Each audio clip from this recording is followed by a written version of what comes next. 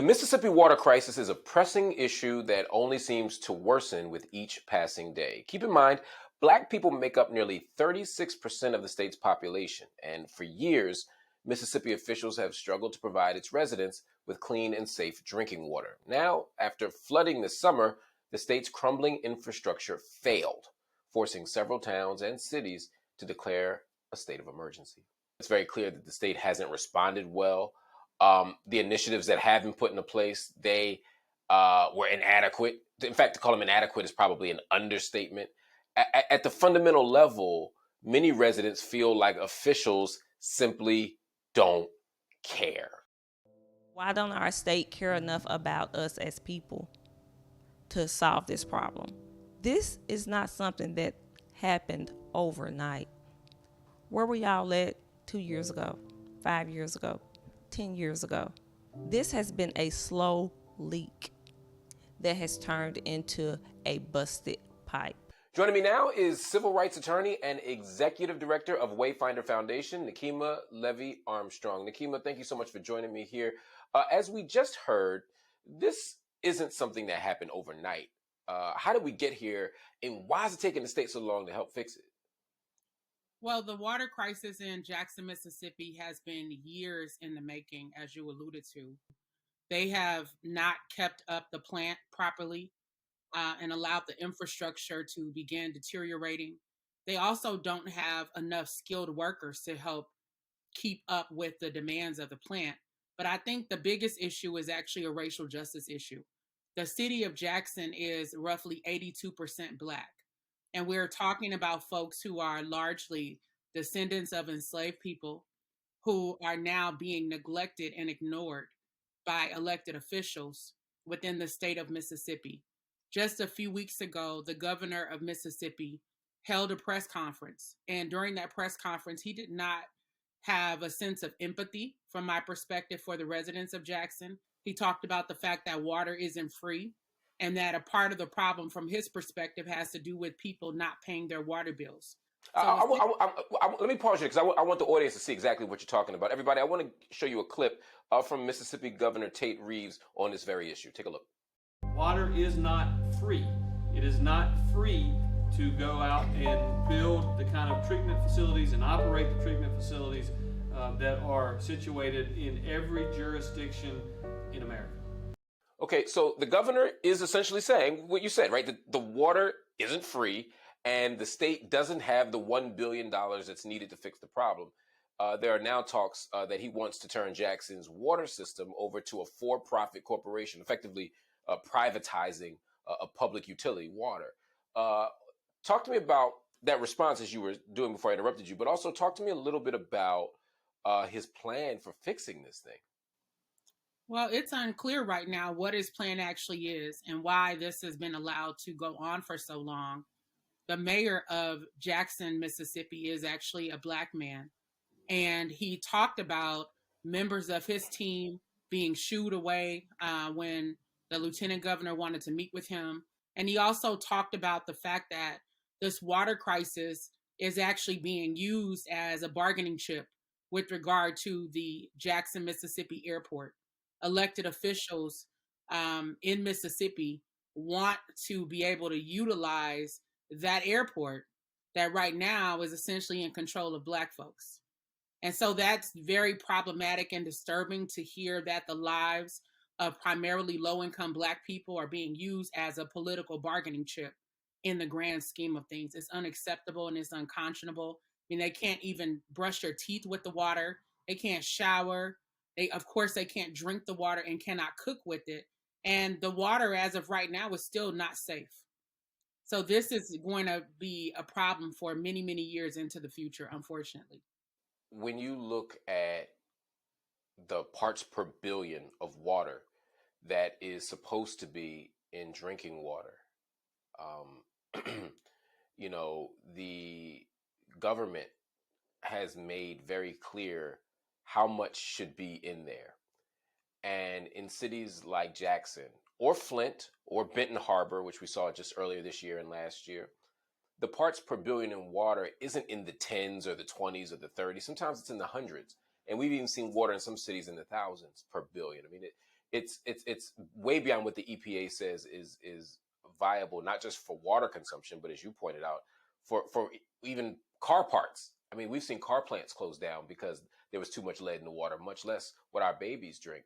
I guess the question for me is, when we see this happening in Jackson, and then we go to Flint, Michigan, and we go to Benton Harbor, and we go to New Orleans, and we go from place to place to place, and we see these kinds of infrastructure issues, which make it almost impossible to have basic needs met.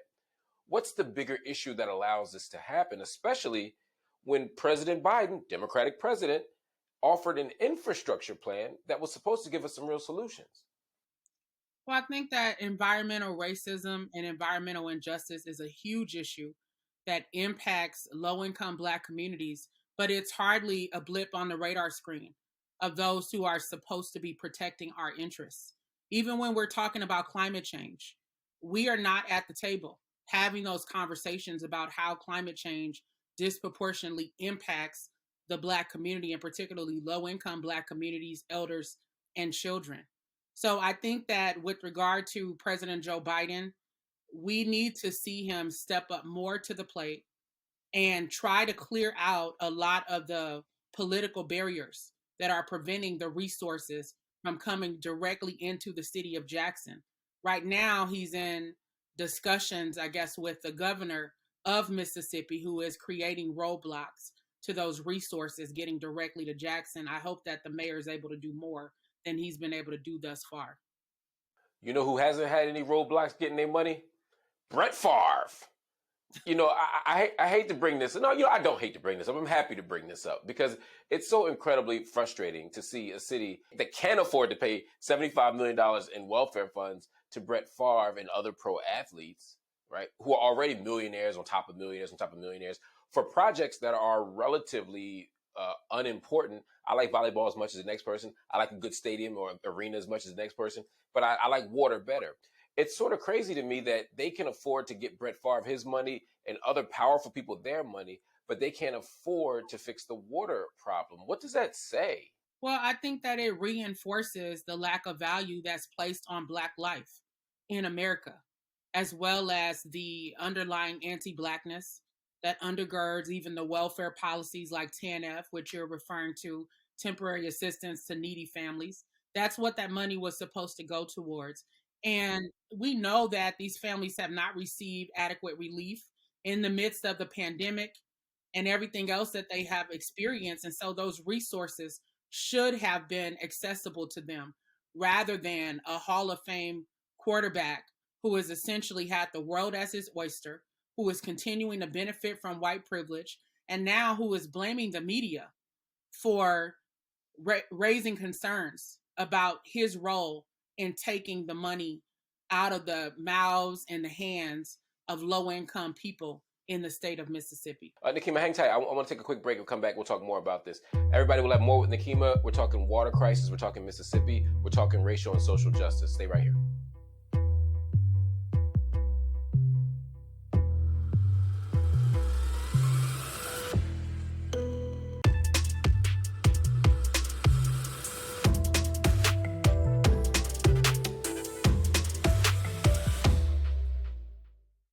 Welcome back to theGrio with Marc Lamont Hill. We have been talking to civil rights attorney Nekima Levy Armstrong about the Mississippi water crisis and the welfare fraud case. Nekima, by the way, is also the executive director of Wayfinder Foundation. Nekima, you wrote a letter to President Biden. You urged him to end the war on drugs once and for all. Now, Biden recently announced mass pardons for simple federal, gotta emphasize that, federal marijuana possession. Now, as we know, most people affected by simple possession charges are charged on the state level. Federal prisons aren't filled with a bunch of people on simple possession of weed. So how important is this mass pardon? How much does it make a difference? Well, I think that anytime a president decides to pardon people in mass, that there is going to be an impact specifically to those individual families and communities whose loved one will now be released back into society. But I think when we look at the grand picture of things, it is not enough to pardon people at the federal level for simple possession. We currently have over 2 million people incarcerated in this country, and the war on drugs is a big part of the reason why. When we look at Black women, we're the fastest growing segment of the prison population, and that can be directly attributed to the war on drugs, the conspiracy laws that have been put in place, as well as the major shift that happened after the war on drugs began, that took the power from federal sentencing judges and placed it into the hands of federal prosecutors, who are able to use conspiracy laws to their advantage to get people to plead guilty or to face 10, 20, 30, 40, 50 years in prison. And a lot Right. of these Just for the audience's benefit, when you talk about conspiracy laws, you're saying that people have the threat of charges against them that are so high that they end up pleading out. And so instead of having a bunch of trials, we have a bunch of plea bargains. There are so many other women, even grandmothers, Black grandmothers, caught up in the drug war who are not necessarily drug dealers. They may be peripherally involved, or maybe they're connected to someone who deals drugs. Sometimes you just live with somebody who sold drugs. Exactly. But under those conspiracy laws, they're facing kingpin time. So Right. that needs to be undone. The Congressional Black Caucus needs to get involved because they were instrumental in the war on drugs being implemented in the first place. And a lot of that had to do with a lot of the violence that was happening in low-income Black communities during that time. My family had actually moved from Jackson, Mississippi to South Central LA in the early 1980s. Yes. Wow. Wait a minute. Y'all were trying to escape violence and y'all moved to South Central LA in the 80s? Jackson must be rough, boy. I ain't never going to Jackson if South Central is the come up. Seriously, I mean, it was like night and day. You know, we thought we were poor or somewhat poor in Jackson, but when we got to LA, it was a whole different ball game in terms of seeing the level of poverty in the Black and brown communities that I lived in, seeing an influx of police in those communities and young Black men being hemmed up and brought into the system and not seen for decades, largely as a result of the war on drugs. And again, our communities are still being impacted as a result. Biden won in large part because of the Black vote. And so now we deserve to have some relief as a community as a result of constantly showing up to the polls and getting crumbs at the end of the day. For Biden to step up and undo this, to undo what Bush and Clinton and Reagan and Obama and everybody else has not done, what does it look like? Biden can put a task force together, similar to what they did in the aftermath of the uprising in Ferguson, Missouri, where they did a task force on 21st century policing. Why can't we have a task force that looks at the ins and outs of the war on drugs, that looks at the racial demographics, the mental health issues, and the struggles that people have encountered in a war that, as you said, has been lost. And there's no real chance of the country ever winning this so-called war on drugs. Now, Nixon declared the war on drugs in the 70s, but it was in the 1980s under the Reagan administration where the death of Len Bias, who was, I believe, the #1 draft pick in the NBA that year. Boston Celtics, yeah. Yes, died of a cocaine overdose. And his death as a Black man and an athlete was used to leverage the laws that were put in place that brought in mandatory minimums and harsh sentencing guidelines. And again, shifted that power. Black people, Black politicians, Black ministers, Black civic leaders, they were calling for this intensified war on drugs. We obviously understand it was a wrong thing to do in retrospect, but we were the ones whose children were dying. We were the ones whose blocks were getting shot up. We were the ones whose relatives were strung out on drugs. You know, when people saw the crime and the violence in the wake of the crack era, they were like, we have to do something. What do we tell people who say we don't want to go back there either? We lost a generation to the prison system. We don't want that. But we also don't want to lose another generation to drugs themselves. How do we create order and peace and safety and security in our neighborhoods without giving our children to the prison? Well, that's an excellent question. I think, again, there's a variety of things that need to happen.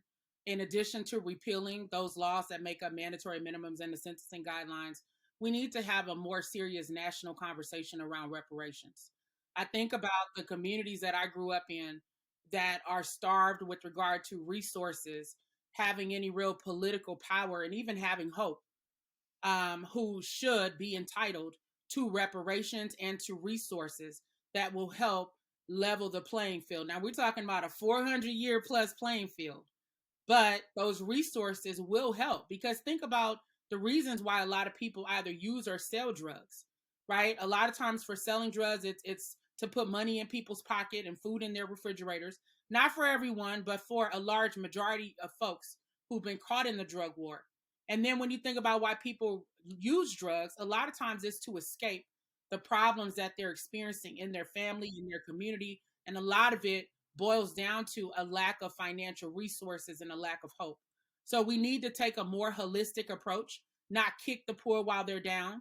We need to make sure the government isn't involved with shipping drugs and guns into the poorest communities and then blaming the people for responding to conditions that have been created for their demise.